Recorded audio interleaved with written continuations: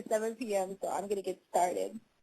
Welcome to another Expert Speaker Series by the Fibroid Project. I am Renee Brown-Small. I'm the co-founder of the Fibroid Project, and our goal is to help you become fibroids-free. I am excited to have our guest tonight, who's an amazing surgeon who co-founded Innovative GYN Care, and her name is Dr. Natalya Danilyants. Dr. Danilyants received her... I'm just going to go over your bio real quick. Yes. Dr. Danilyants received her fellowship training in advanced retroperitoneal laparoscopic surgery through the exclusive Johnson & Johnson Ethicon Endosurgery Fellowship Program. She is the former Division Chief of Minimally Invasive GYN Surgery at Innovative Oaks Hospital, as well as former Assistant Clinical Professor in the Department of Obstetrics and Gynecology at George Washington University Hospital.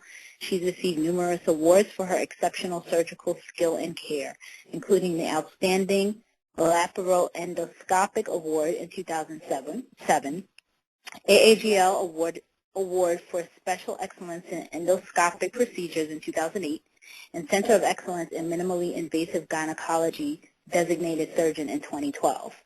She's also honored to receive a Patient's Choice Award and Compassionate Doctor Recognition by her patients for excellent care and compassionate bedside manner. She was recently named in the 2013 Super Doctors edition of the Washington Post magazine as a rising star. I also want to add that she has performed more than 4,000 GYN surgeries for all indications, and I'm really excited for her to talk about the new LAM procedure, LAM spelled L-A-A-M. So, Dr. Danilyants, welcome. We're excited to have you. Thank you so much for having me. I'm honored that I was asked to be part of this. I think it's great, and I hope I can answer a lot of the questions. Wonderful. Oh, and before you start, members, when you have questions, *5 to raise your hand. Okay. Okay. Oh, Dr. Danilyants, you could get started. Yes. Okay. Do you want me to just start talking about the procedure? Oh, yes. Sorry. The floor is yours. Okay, sure. So the LAM procedure is used to basically remove fibroids. The beauty of this procedure is it's a combination, it's a hybrid procedure, so it's a combination between open and laparoscopic approach. Now, both just open and just laparoscopic have their limitations. So a lot of times, when a patient comes to a doctor and says that she has fibroids, majority of the time the doctor is going to offer open surgery. And the downside of open surgery is that the incision is very large, which results in long recovery and painful recovery, hospital stay. So that incision can be about 10 inches. Now with laparoscopic approach, it's great. The recovery is short. However, that procedure is very limited. So the doctor might tell you, well, I know you're interested in laparoscopic approach, but your fibroids are too large, or you have fibroids that are deep inside the uterus and they just cannot be removed laparoscopically, or you have too many fibroids. So knowing these limitations, we decided to develop a procedure that takes the open surgery, takes laparoscopic, and combines it into a procedure that's called laparoscopically assisted abdominal myomectomy, or the LAM procedure. And with this approach, it allows us to remove large fibroids, small fibroids, whether it's just one fibroid or if there are 25 fibroids, all of those can be removed through this procedure. So when we see patients in the office, it doesn't matter what size fibroids they have or what size uterus they have. If they want to do a myomectomy or remove fibroids only, we can offer them the LAM procedure. It is safe. It's outpatient, meaning that they go home the same day.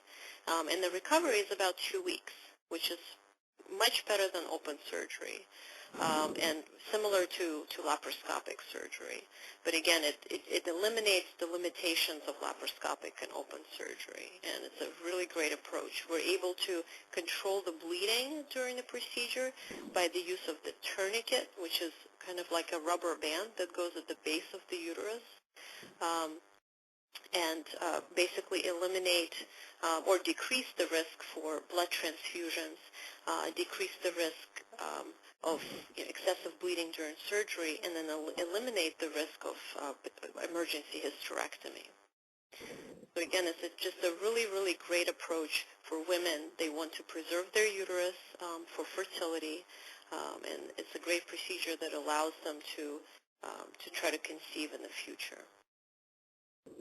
I have a quick question. Sure. I know a lot of times doctors will say to a patient, your fibroids are too large. How is it that you're able to perform this procedure, this LAM procedure, on any size fibroid?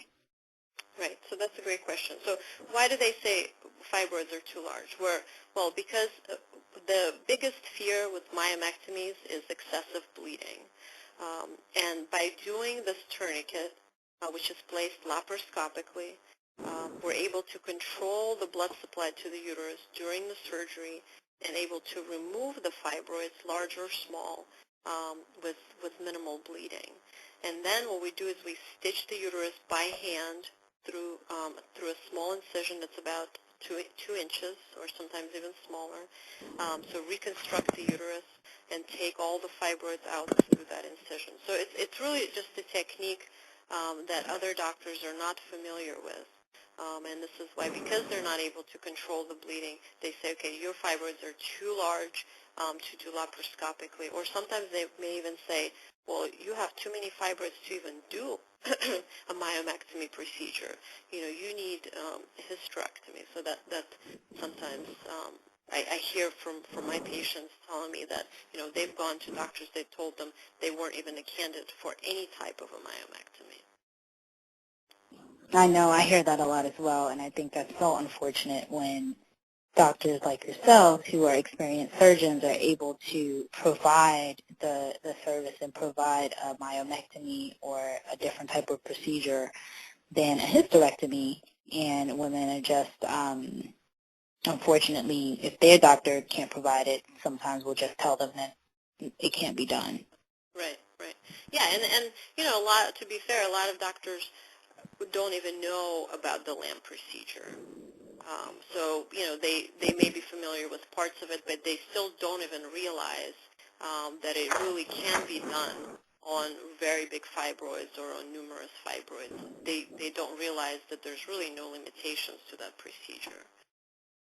So probably when they're telling the patient, it can't be done, they really think in their minds that it can't be done. And sometimes, I do surgeries a lot of times with other OBGYNs, helping them do the surgery on their patients, and they're just amazed that, we get through it with minimal bleeding, and really the patient is going home. So, to them it's also eye-opening, even though they've had surgical training, they've had maybe sometimes 20, 30 years of experience, and still they get shocked as to how great this procedure is. That's fantastic. How long have you been doing this procedure? We've been doing this procedure for, about 5 to 10 years. We've perfected it over the years. About 10 years ago, we were doing it using 3/4-inch incisions, and then the lower incision was about 2 inches. And now we're down to just 2 incisions, one in the belly button, which is 1/4 inch, and then one lower incision that's about 1.5 inches to 2 inches. So as the years went by, we kind of figured out how to do it with less incisions, but still maintain the safety of the procedure. That's fantastic. And you said you've done over, I think, 4,000 of these at this point? I've done over 4,000 procedures, not just LAM, others as well, some for fibroids, some for endometriosis or other gynecologic conditions. But yeah, all of them minimally invasive. Excellent. So guess if anyone has a question. Oh, okay, I see a question here.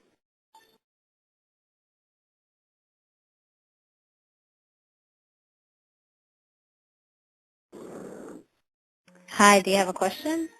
Yes, I do have a question. I'm 36, and I was diagnosed with fibroids 28 years old.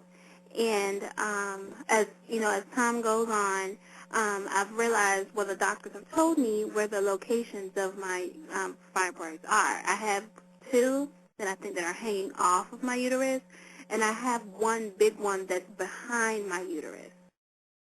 And the LAM procedure that you that was just discussed, would that be a procedure that could be that I could, if I'm even a candidate for that procedure, I guess, because of the uterus, because of the fibroid behind my uterus?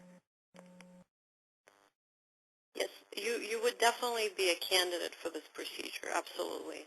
And that's really the beauty of the procedure, is that no matter if the fibroids are in the back of the uterus or if they're in the front, to the side, whether they're inside the uterine cavity, a LAM procedure can address any of those fibroids. An important thing to remember is that so you've had the fibroids since you were 28 and you're 36, so the fibroids will continue to grow, and that's a very important point, because a lot of patients that come see me with very big fibroids, they have known about these fibroids for many, many years, but they were told, well, just leave them. If they don't bother you, don't bother them. But that's really not the right approach, because the fibroids will continue to grow. And as they grow, eventually you're going to have symptoms.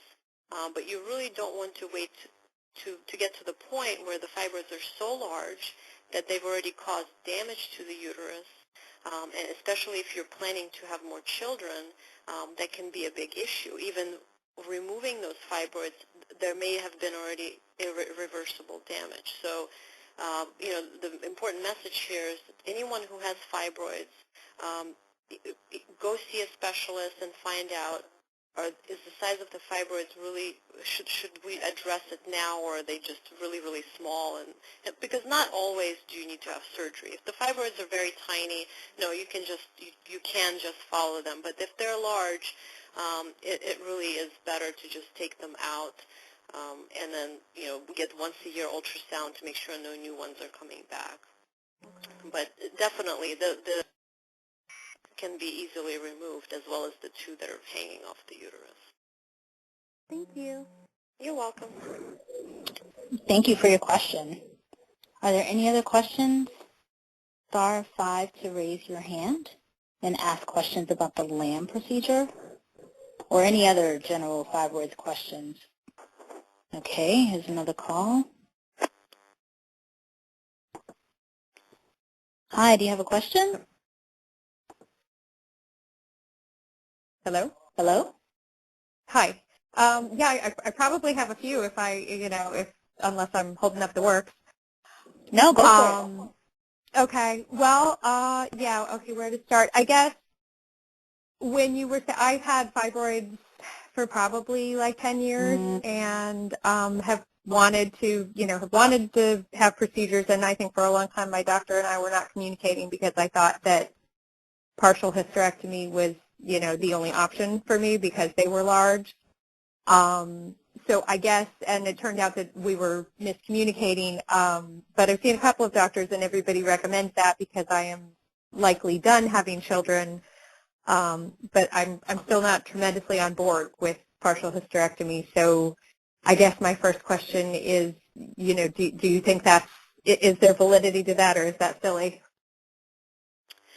I think that every individual is different. I think no matter the age, if you're done having children and you have fibroids, partial hysterectomy certainly is an option, and it's not a bad option. The reason is the fibroids can never come back. And that's a big thing, because no matter how you remove the fibroids, whether you do it through a 1/4-inch incision or if you do it through a 15-inch incision, the fibroids can come back. And that's really the biggest problem about fibroids. So let's say you're 40 years old and you have fibroids removed. You still have at least 10 years until menopause. So that's 10 years during which time the fibroids can come back, and you may end up having to have another surgery. And any surgery, no matter whether you have the best expert in the world doing it or you have your doctor next door, it can have potential complications. You can have scar tissue forming after the surgery. So, it's a really big decision to have surgery at all. So I think that if you're done having children and you have fibroids, then it may be better to do a partial hysterectomy rather than something like the LAM procedure. And partial hysterectomy doesn't have to be an open surgery. Even if you have really big fibroids, you can have minimally invasive procedure. The one that we do, for example, it's called dual port. So we use just 2 1/4-inch incisions. And we can detach very, very big uteruses that way. And that's a great procedure for women who are done having children, have fibroids, don't want to have to deal or think about fibroids ever again. So that definitely is a valid option. Okay. I guess my 2 questions regarding partial hysterectomy are, there's not an increased likelihood of like damage to the ovary. I only have 1 ovary as it is, and so I'm obviously very invested in making sure that it remains okay and not hastening menopause. Yes, no, technically no. So if you have an expert doing your surgery, that decreases your risk of complications, period. And then, there's less risk of damage to the ovary and having to remove an ovary. We certainly, when we talk about removing or not removing ovaries prior to the surgery, there's really no surprises. So it's not that the whole time you're thinking, well, geez, am I going to wake up and I'm going to not have an ovary or not have both ovaries? No, if it's discussed beforehand that, we're leaving that ovary, it's going to still be there when you wake up. So, there's no reason to remove it if it's normal, and, depending on how old you are, it should have normal function. Okay. Yeah, I'm 40, well, almost 43, I guess. Okay, yeah. So, in your case, definitely, I would leave the ovary, and you should not have any decreased function with that. Okay. And when you say an expert, how do you classify doctors and experts, and how do we all go about finding those you would consider an expert? Yeah, so, it's interesting because if you go online, you can find so many experts, but then the truth is, how many of them are real experts? So I think the most objective way is to really ask, well, how many surgeries have they done, and how many surgeries do they do, per week or per month? Average OBGYN, and this is a doctor that does both obstetrics, which is deliver babies, and gynecology, they do only about 20 major surgeries a year. So major would be like a myomectomy or a hysterectomy. And, for example, a specialist like myself, I do about 10 to 15 surgeries per week, major surgeries. So there's a huge difference, right, because I don't deliver babies. So basically my practice revolves around doing surgery. And, yes, part of it is just having talent, surgical talent, but part of it is practice. Think of an athlete, think of a tennis player, right, versus somebody who just plays tennis on the weekends. Even if that tennis player is 20 years old, if it's a professional tennis player, they're going to be so much better than, a 60-year-old guy who just likes to play tennis on the weekend. So surgery is very similar. Specialist is going to be doing so many surgeries, and they're constantly perfecting their skills. So I think you just have to ask your doctor, and I'm sure they will be honest with you, and ask them, how many surgeries they do. Also, do they use a robot? So robotic surgery has no advantage over standard laparoscopic surgery, and it actually has more risks associated with it. Also ask them, what are the chances that I'm going to end up with open surgery? they may say, well, you're not even a candidate for laparoscopic, so that's your answer right there. That means they're not an expert. But if they say, yeah, we can do it laparoscopically, but it's possible that we may still end up opening you, that should be your red flag right there to go to someone who can guarantee you laparoscopic surgery. And if you could you just reiterate when you were talking about how you can do this laparoscopically even with large fibroids? Because I've been told before I should go on Lupron, to shrink them enough to, and I was not enthralled with that idea either.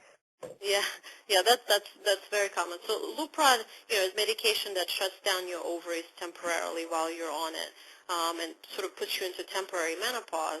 And because your ovaries aren't making hormones during that time, then the fibroids don't grow, and sometimes they can shrink. But the rate of shrinkage it's just, let's say you have a 10-centimeter fibroid. So after being on Lupron for 3 to 6 months, maybe it'll now be 9 centimeters.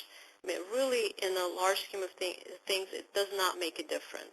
So if that doctor can't do the surgery because your fibroid is 10 centimeters, I really doubt that they're going to be able to do it now at 9 centimeters. So, putting you through 3 to 6 months of miserable hot flashes or, small difference, it just doesn't make sense. Yeah, I'd much rather just have an open surgery than be on Lupron, honestly. Exactly. Yeah, but, really, open surgery, it's not necessary. There's no advantage. The reason why some doctors do open surgery because this is what they're comfortable doing. They don't feel comfortable doing it laparoscopically. If they tried, they would run into all kinds of complications, and they don't want to put their patients through that. So to them, the safest way to do it is doing it open. So you really have to go to someone who does these surgeries a lot and has really been trained well to use different techniques to get even large uteruses done laparoscopically. Thank you so much. You're welcome. I'm going to jump in because we have some more questions. So thank you sorry. for asking your questions. Thank you. Those are great questions. Thanks. Thanks. Okay, let me get to this caller. Hi, do you have a question? Yes, I do, as a matter of fact. I have a question. I am beyond the childbearing age, and I have experienced having a myomectomy previously in my 20s. I am now 53. They don't bother me at all, the fact that I have multiple fibroids, though my GYN doctor is always trying to encourage me to have them removed because she feels them during my yearly examination. I just find that the surgery, there's no point to it at this time because they're not bothering me. And I also understand that as you get older, they begin to shrink. She just believes that I should have them removed. Do you have any opinion on that? Yes, so you said you're 53? Yes. So the fibroids can shrink a little bit after menopause, not to any great extent. And, symptoms, it's a very subjective thing. To one person, having large uterus where they're having to change their pant size is a symptom. To another woman, that may not be something bothersome, and to them it may be the heavy bleeding that's really considered a symptom. So it really depends on truly what problems are your fibroids causing. It's no heavy bleeding at all. Right. But how about back pain or frequent urination? None. None. Okay. Can you tell that you have fibroids just by looking at yourself in the mirror? If, you can see it looks slightly bloated, and sometimes when I lay on my stomach, I can actually feel it myself. Okay. But outside of that. Yeah. Yeah, I mean, that would be, really a thing that if it bothered you, that you could feel them, because normal-sized uterus is about a size of a plum, okay? And it sits actually behind the pubic bone, so there's no way anyone would be able to feel it because it's behind the bone. So anytime there's fibroids and the uterus is larger, then you can actually, sometimes just the doctor can feel it. But if you as a patient can feel it on yourself, that means it's, significantly larger than normal. But again, it's completely up to you at this point because it's probably not going to get any bigger. It's going to remain the same size. It may get smaller a little bit. But if it's not causing any issues, if it's not causing any pressure on the kidneys, which can be a problem with large fibroids, so if that's not the case, then you can just leave them if you don't, if it's not bothering you. Okay. Well, thank you. I appreciate that. You're welcome. Okay. Thank you for your call, for your question. Thank you. Let's Certainly. see. Are there any other questions at this time? Star 5 to raise your hands. If anyone has a question. Okay. Another question just popped up. Hi, you have a question?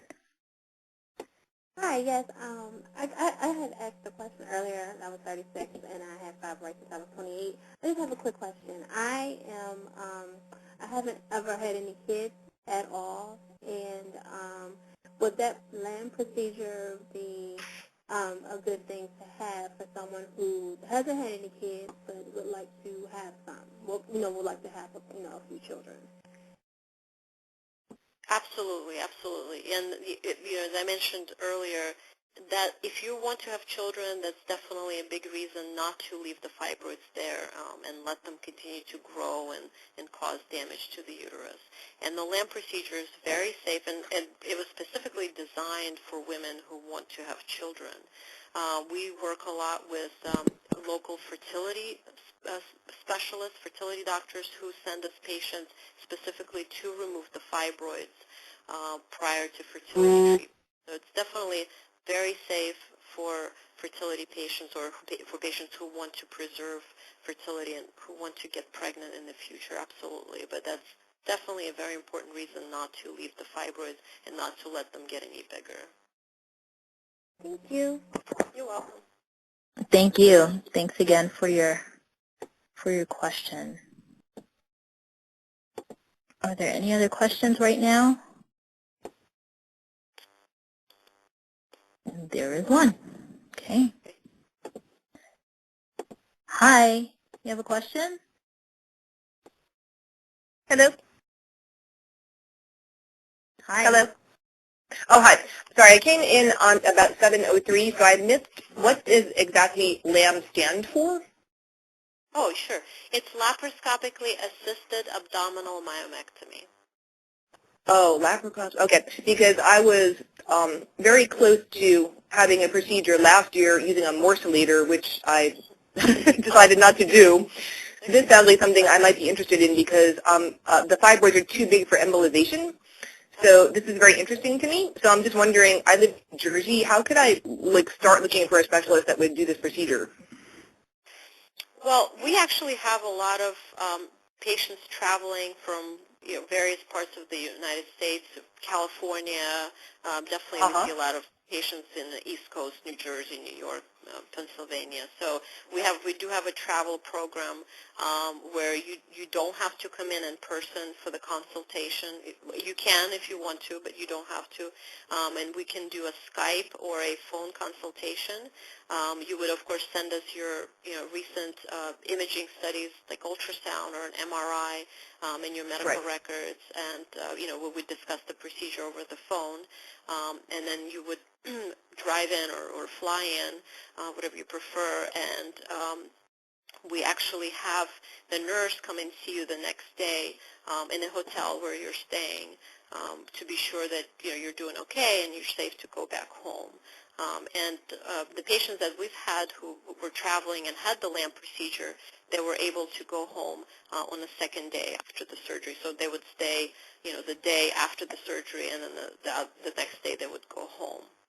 Wow, and then about 2 weeks recovery time before you can go back to work? Right, yeah. And where are you located? So we're located, we have 3 offices, Bethesda, Reston, and Annapolis. Okay. Yep. So Maryland. All right, very good. Thanks. And that's all in the D.C. Right. Okay, cool. Thank you. You're welcome. Thank you. Thanks for your question. So that's all in the D.C. area for folks that are outside of D.C. Or the D.C. metro area. It's in the locations are in the D.C. area. Yes, and I also wanted to point out that the lady mentioned power morcellator. So for those listeners who do not know, the power morcellator is basically a device that grinds the fibroid, or if it's a myomectomy, or the uterus, if it's a hysterectomy. And the FDA put out a statement against the use of the morcellator because of the potential to spread cancerous cells if the cancer is present within the uterus or within the fibroid. So that device we do not use during our LAM procedures or during our hysterectomies. So because the techniques that we use, actually, we don't need to use the power morcellator. So even before the FDA, we really didn't need to use it for the way we do the surgery. So that's a very important point, because a lot of women are now learning about the FDA warnings, and they're asking, well, am I going to have the power morcellator? And the answer is no. That's good to know, because that definitely is an area where I know some questions have come up in regards to laparoscopic surgeries and how the procedure is actually done. So I'm glad you touched on that point. More questions coming in. It looks like, as of right now, we don't have any from the callers right this second. So, Doctor, if you could walk me through what it would be like. I know you kind of described it at a high level, but if one of the callers, was to call you and do a consultation, and how would the procedure, how would it go? How long is it? It sounds like they would be under general anesthesia. If you could walk us through a day, if someone wanted to get the procedure done, what would it be like? Absolutely. So we do most of our surgeries in an outpatient surgery center. So it's a state-of-the-art facility with brand new equipment. It has specialized nurses who specifically take care of GYN patients only.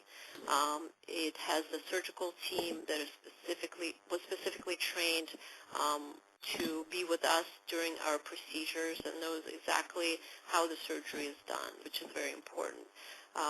We use the same team of anesthesiologists, so there's really no surprises, and everyone knows each other and knows how the procedure is done.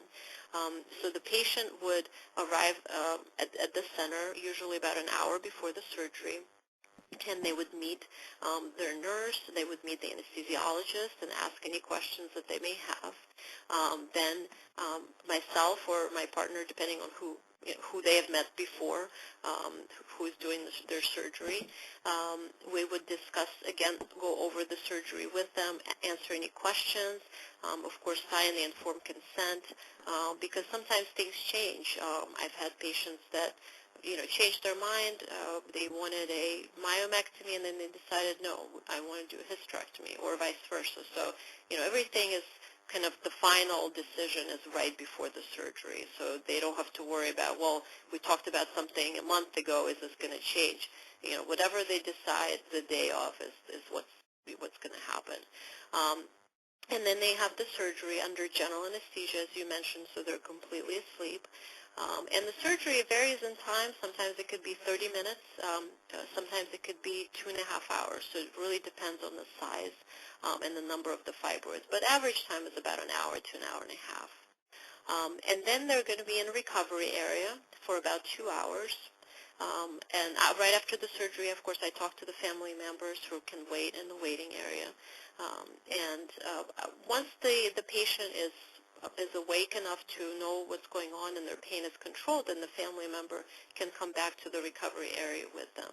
It's a very private atmosphere, so you don't have 10, 15 patients like you would in a hospital with with men, children, women. It's GYN only, and there usually is just one other patient, or maybe no one else in the recovery.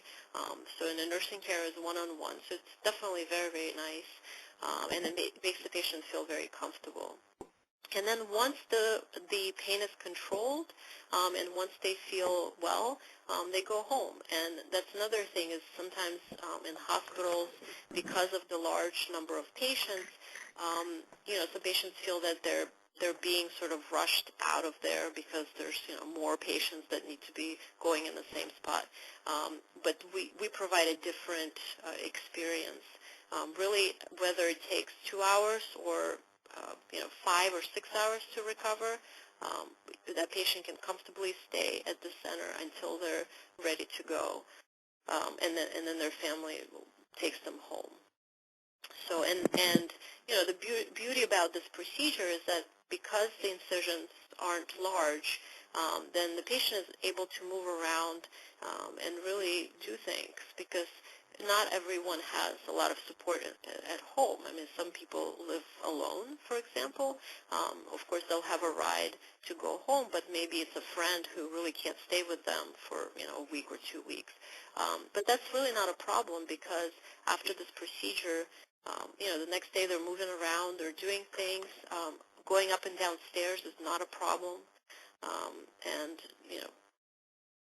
walking around the house, going to the bathroom, just kind of taking it easy, and then in a few days really trying to get back to their normal activities. So there's no restrictions. So if you feel up to driving 4 days later, you can do that. If you need 2 weeks, you could do that too. So I think every patient is different. Some people take longer or shorter to recover. Also, every situation is different. Some people may have very large fibroids, which may take a little bit longer to recover from. So, and then after that, I see the patient in the office about 2 weeks after the surgery to look at the incisions, to go over the report from the lab, because all the specimens, all the fibroids go to the lab for testing, and so I usually have that report at the time of the post-op visit. And of course, if there are any issues or questions that come up, whether it's 3 o'clock in the morning or 3 o'clock in the afternoon, all patients are given a number to reach a physician on call, and so they can call any time to answer, whether it's a simple question like, should I take my dressing off, or the steri strips off, or I'm having a headache. Any question, whether urgent or non, can be answered at any time. That's fantastic. So you said the typical recovery period is about, give or take, 10 days? Yes, yeah, absolutely. Yeah, and a lot of it, it's not even the pain. It's really just getting your energy back. And part of it is just, having surgery, having general anesthesia, and just that, it kind of takes your body to recover. So I've done surgery on people who are police, in the police, or firefighters, or surgeons, or desk job teachers, anyone. And depending on the intensity of their job, sometimes if they go back to work after a week, even though they don't have any pain and they feel completely healed, they may just be very tired. So, we take that into consideration as well. Right. Okay, there's a question from a caller, so okay. On here. Hi, do you have a question? Yes, I do. Hello? Great. Hello. Okay. Yeah, I'm 31. I just found out about my fibroids 2 years ago. So the doctor, I was feeling abdominal pain, so I went to the doctor. I was in Nigeria at the time. I recently just moved to the United States. So the doctor told me I had multiple uterine fibroids. So he told me the best option was surgery to get rid of them, but that it would be better to have kids before doing the surgery. So I recently just got married this May this year. So myself and my husband were trying to get pregnant. But recently, for the past 5 months, I've been having irregular, my menstrual period has been irregular. I just moved to the United States, so it's more like I'm having my period now twice in a month. So that's been getting me a little worried. I don't know if it's okay to still just calm down and then, because they're not very big, but I think there are about 5 of them. He told me they are just by the wall of the uterus, that they are not in the center. They're just attached to the wall of my uterus. So I don't know if I should just, so the irregular menstrual period now is getting me worried a little. So I don't know, what's your advice for me? I think you should definitely get a second opinion because, it's true that sometimes you can have fibroids and get pregnant and not have any issues getting pregnant. But sometimes the location of the fibroids can prevent you from getting pregnant. So, and usually, depending on where the fibroids are, you'd have different symptoms. So usually when the fibroid is in or close to the cavity of the uterus, which is where the baby would sit or would implant, that would produce abnormal bleeding. So if you're having this irregular bleeding all of a sudden, that's I'm very suspicious that maybe you have a fibroid. It may not be even large, but maybe you have a fibroid that's close to the lining that may impact your ability to get pregnant. So I think you definitely need to get a second opinion. Okay. Yeah. Thank you very much. You're welcome. Thank you. Thanks for your question.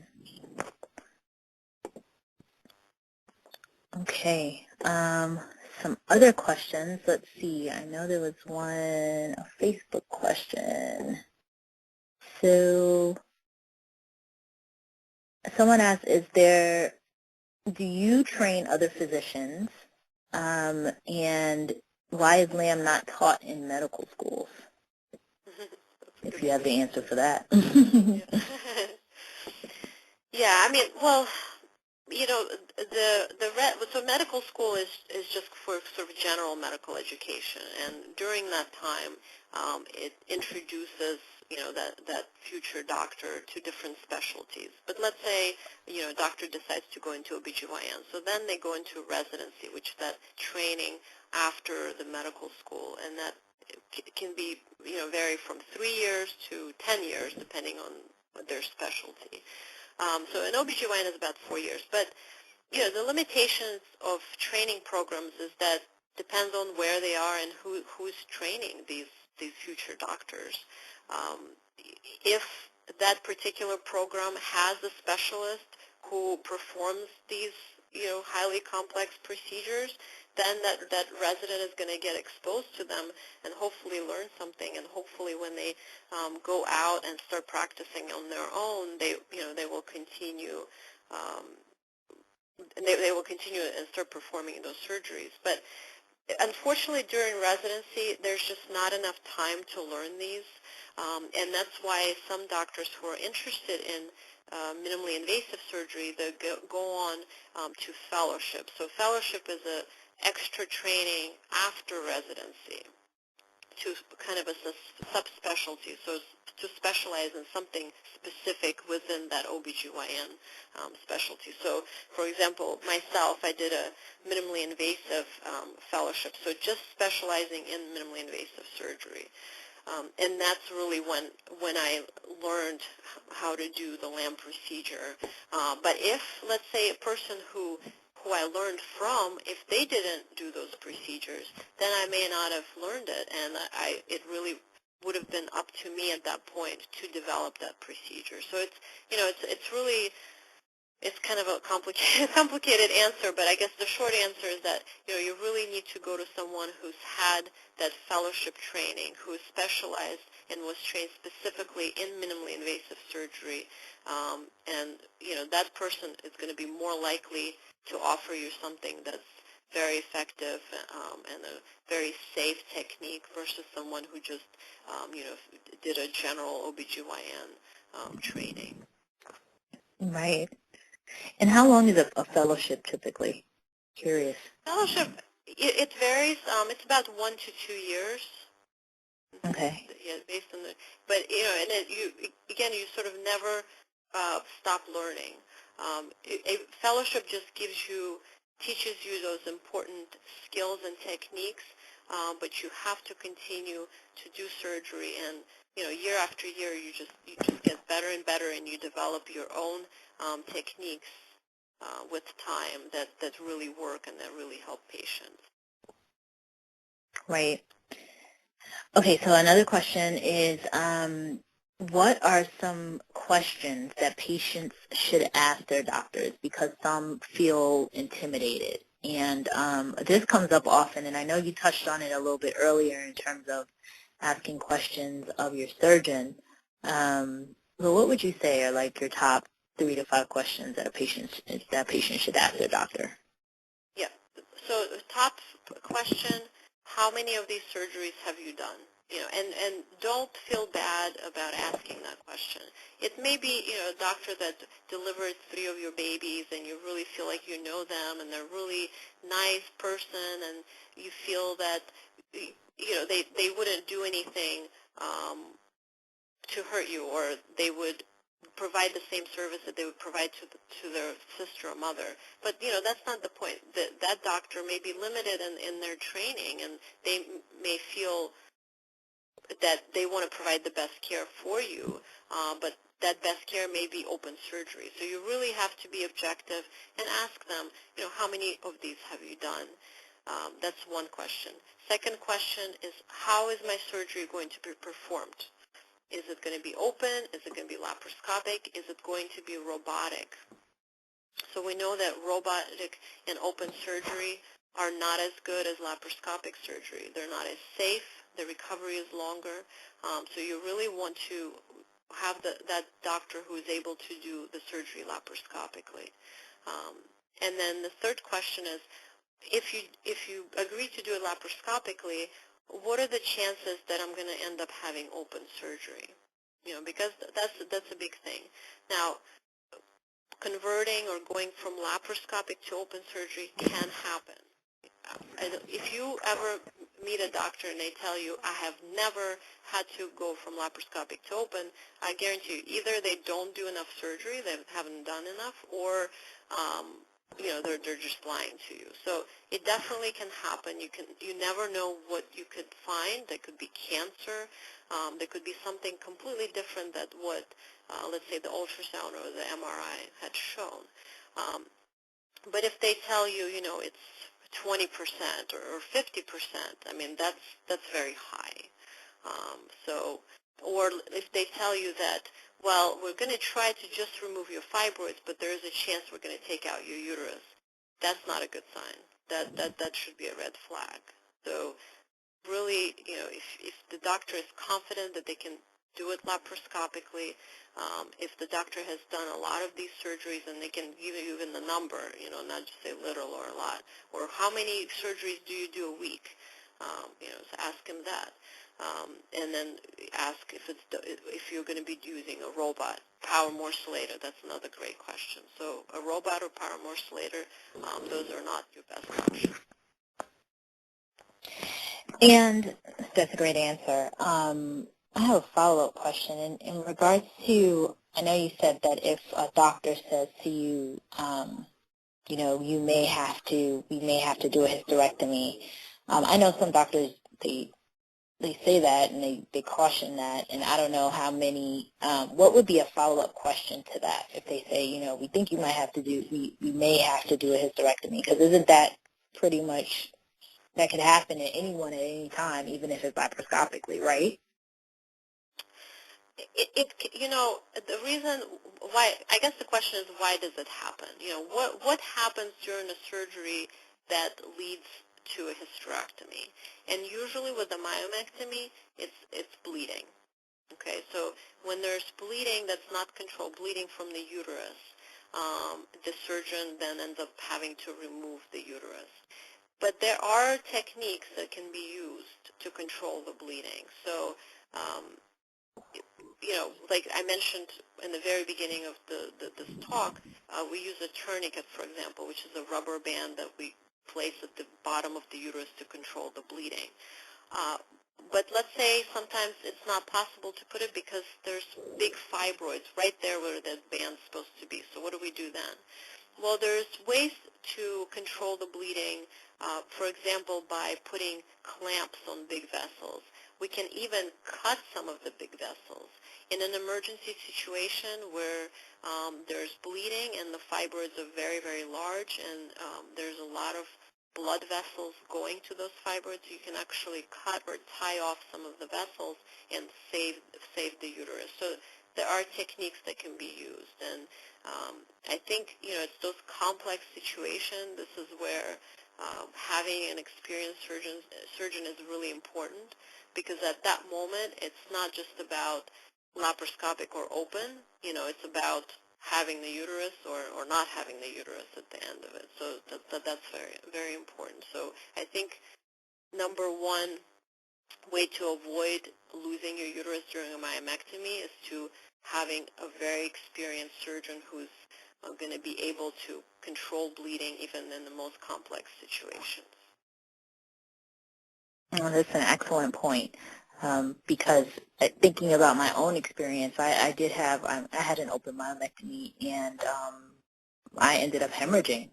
So I made it out of surgery and then hemorrhaged and had to be re-opped. And so, when you talk about bleeding and when you talk about it being, one of the number one reasons, and pretty much my physician at the time said to me as I was hemorrhaging, we may have to you may have to do a hysterectomy, and if it's a hysterectomy or your life, obviously I'm going to go with the hysterectomy. So, right.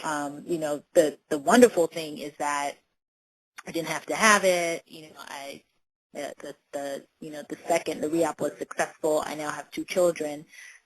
But it's definitely a scary situation, and it's great to know what are some good questions that you can ask, any physician and any surgeon before you choose that surgeon to be the surgeon to do the myomectomy or whatever procedure right. that you have for removing fibroids. Yeah, absolutely. You have to, don't feel shy, and I think a lot of people do, and I feel that I probably would as well. But it's your health. You really want to make the right decision, and you can't really redo it. You can't play back. It's not like going to a restaurant and having a bad meal. I mean, you can just forget about it the next day. You might be mad because you paid a lot of money for it, but you get over it. But surgery is a big deal, and there's potential complications, with any surgery and with any surgeon. But you certainly want to, make them as less possible as possible. So. Right. So I just want to open it up again and see, because there were a couple of my questions, a couple of questions from online. Does anyone else that's on the call, does anyone have any additional questions? Any questions? Star 5 is to raise your hand. Star 5 to raise your hand for questions.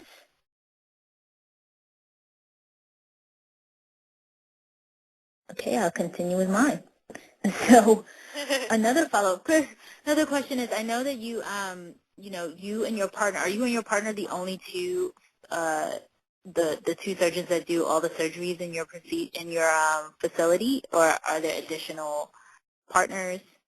No, it's just the 2 of us. Okay. Okay, wonderful. And I know that he used to be or still is, I guess, a gynecologist. Is it the same situation with you as well? No, so Dr. McCool is a GYN oncologist, so he actually did a 3-year fellowship after his training, after his general OB-GYN training, to specifically be able to treat women with gynecologic cancers. But he, majority of his practice is treating women for benign conditions, so fibroids, basically we both do, the same procedures, but he's also trained to treat, ovarian cancer, cervical, and uterine cancer. Okay. Okay, that's fantastic. And I want to make sure that the everyone on the phone knows the the contact information for you, even though we're still, going through the call and we'll end it at 8, but I want to make sure that everyone knows that the name of your practice is Innovative GYN Care, correct? Right, so Innovative Center for GYN. Innovative GYN Care, correct. The Center for Innovative GYN Care, and the website is innovativegyn.com. So all the ladies that are on the phone, if you want to follow up and have additional questions, I know Dr. Danilyants is available to do consultations, and like you said, they don't have to be in the area. They could be phone consultations, correct? Absolutely, absolutely. Okay, wonderful. So I think there are... Sorry, Go our ahead. phone number is 1-888-surgery. So it's pretty easy to remember. Okay, wonderful. So again, anyone else on the line, *5 is to ask a question. We only have a couple more minutes left. The dual port procedure. I know we talked a lot about LAM, but if you could just give another quick overview of just what the dual port procedure is and how it is. Do you also do it along with LAM, or is it its own procedure? Yes, so the dual port is its own procedure. So, for women who are done having children and have fibroids, whether they've had a myomectomy before or they've never had surgery, but they're really looking for something, to not have to ever come back to the fibroids again. So they're looking for definitive treatment. So for those, a partial hysterectomy would be a great option. But there's so many ways to do it. There's still open option, right, which is least desirable. There's robotic hysterectomy. And so the procedure that we developed is a dual port. So it uses 2 1/4-inch incisions, one in the belly button, one in the bikini area. So when those heal, you really can't see anything. There's no scars. So that's a great procedure to remove uterus. And it could be small uterus with small fibroids. It can be large uterus with numerous large fibroids or one large fibroid.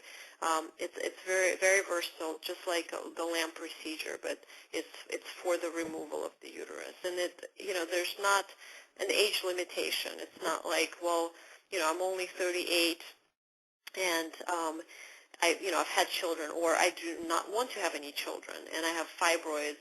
Am I too young to have a hysterectomy? Well, the short answer is no, because if the childbearing is not something in your future, then you don't have to keep your uterus. The uterus doesn't make hormones, so you should keep your ovaries. That way the hormones are still there, but you certainly don't have to keep the uterus. There's no side effect of not having a uterus other than not being able to have children. So I think dual port is definitely a great option for women who are who are not interested in fertility and who have fibroids. But it's not even just for fibroids. It can be done for endometriosis, for really various surgeries, but just using 2 tiny incisions. Okay, good. That's great to know, because I've been, I was fascinated by the LAM procedure, obviously, and I wanted to know a little bit more about dual port as well, since I know that you and your partner both kind of honed both procedures. Right. So I want to thank you. It is now, 8 o'clock, and I absolutely want to thank you for being a part of the Fibroid Project Expert Speaker Series, for sharing the information that you have, and I am completely fascinated by the LAM procedure, and wish I knew about this when I was having was having a myomectomy. How many years ago was that? 6-7 years ago.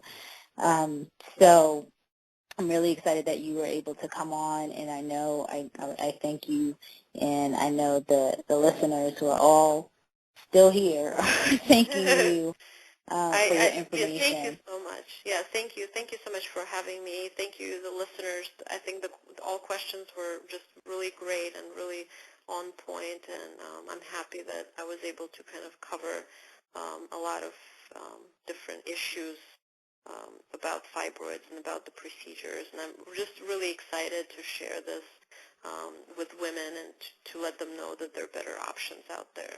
And hopefully your fibroids never come back, but if they do, you know what to do. Okay, wonderful. Well, thanks again, and have a great night. Okay, thank you. Thanks. All right, take care. Bye.